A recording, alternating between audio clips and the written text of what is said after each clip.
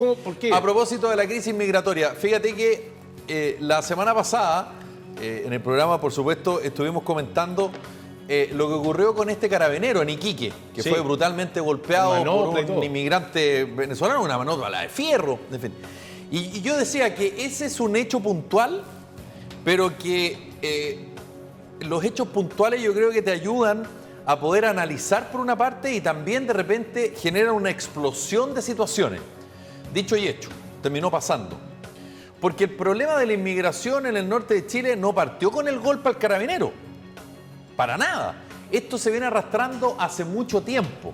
De hecho, el año pasado, cuando tú estuviste de vacaciones, nosotros mostramos cuando estos inmigrantes ilegales les pusieron unos mamelucos blancos y los hicieron caminar por el aeropuerto de Iquique y se subieron a un avión y se fueron. Bueno, este tipo de cosas, como decíamos, además generan una combinación explosiva que yo también comentaba, que es por una parte la inmigración ilegal y por otra parte la delincuencia desatada y los hechos de violencia. Y yo creo que cuando esas dos cosas se juntan, termina pasando lo que ha pasado en las últimas horas. Primero, ayer hubo una manifestación bien concurrida con los ciudadanos de Iquique y ojo, al igual que hoy en el paro que ocurrió allá.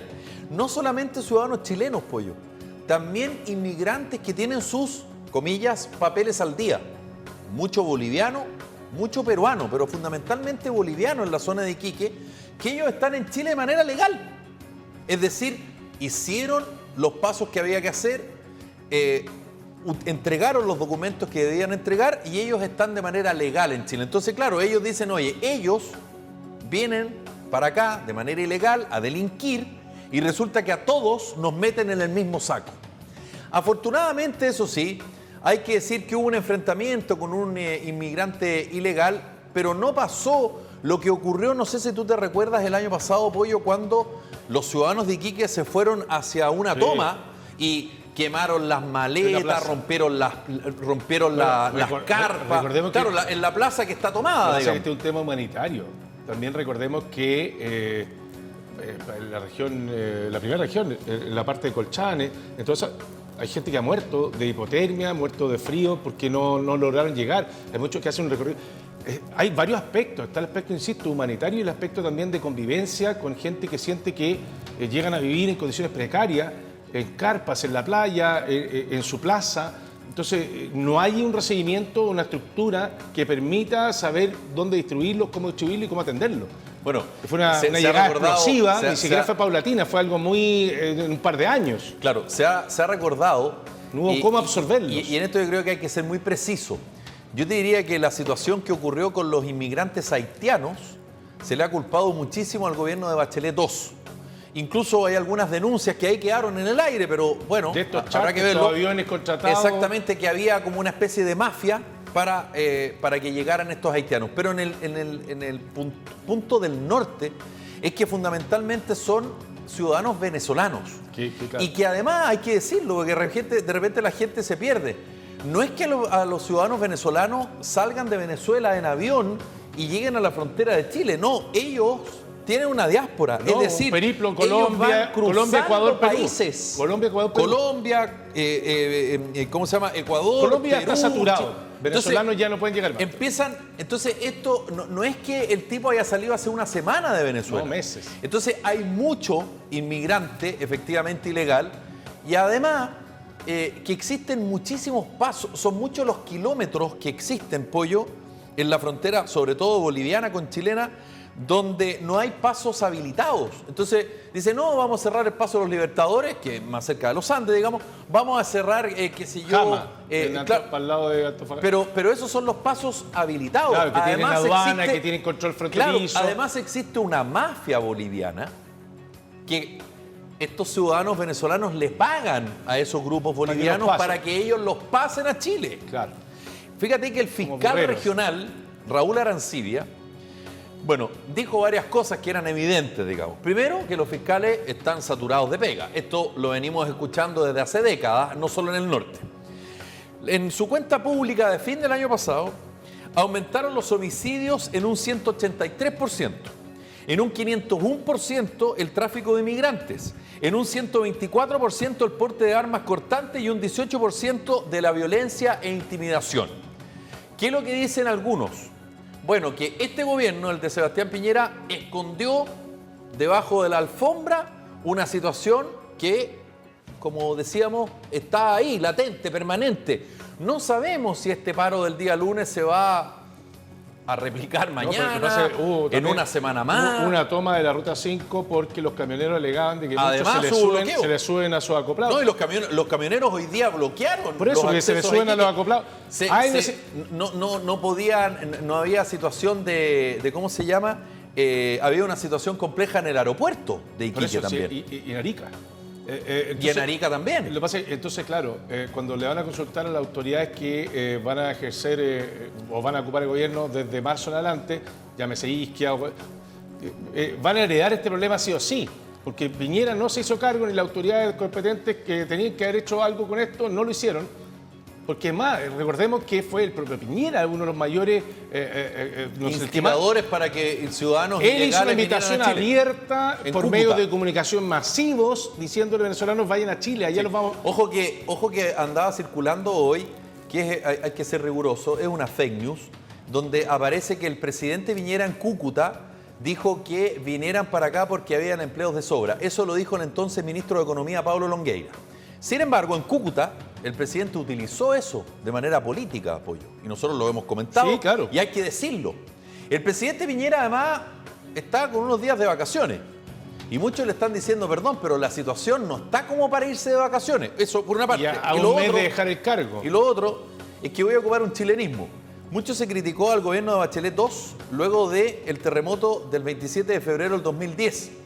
Y se utilizó el chilenismo de comillas, los pillaron con los pantalones abajo. Yo siento que este gobierno, el gobierno del presidente Sebastián Piñera, hace rato, y lo hemos comentado aquí, en los hechos dejó de gobernar. Y particularmente en los hechos de violencia en el norte. ¿Por qué? Porque ha apostado todas sus fichas a otra vez, por ejemplo, extender el estado de emergencia constitucional en la zona macrosur. Sí. Es más, se están jugando para que eso esté rigiendo incluso ya con el gobierno de Gabriel Boric gobernando Chile. ¿Qué pasó hoy día? Por supuesto, adivina. Porque aquí siempre las autoridades se culpan unas con otras. Sí. El delegado presidencial en la zona culpó a la Corte Suprema porque a los inmigrantes ilegales no los expulsan. ¿Qué es lo que dijo la futura ministra del Interior? Le dijo, bueno, pero pregúntenle a Rodrigo Delgado si eres el ministro del Interior. ¿Qué dijo Rodrigo Delgado? Rodrigo Delgado dijo varias cositas. Por ejemplo, hay que preguntarle a los 42 parlamentarios del Frente Amplio, incluido el próximo presidente electo, Gabriel Boric, por qué cuando el gobierno presentó, el de Sebastián Piñera II, el proyecto de ley de migraciones que se empezó a desarrollar en el Piñera I, pero que finalmente se promulgó en el Piñera II, recurrieron al Tribunal Constitucional. Entonces, uno tiene buena memoria, pero el Tribunal Constitucional, cuando le favorece a un sector, está bien recurrir. Pero cuando tú legítimamente quieres recurrir al Tribunal Constitucional y es en contra de un proyecto de tu color político, ahí está mal. Entonces, utilizar ese tipo de argumentos a esta altura, ¿tú crees que al ciudadano que lo está pasando como el forro en el norte, ciudadano chileno y extranjero, como yo lo dije, que tiene sus papeles al día, que es comerciante, que vive ahí, ¿tú crees que le importan las declaraciones de las autoridades?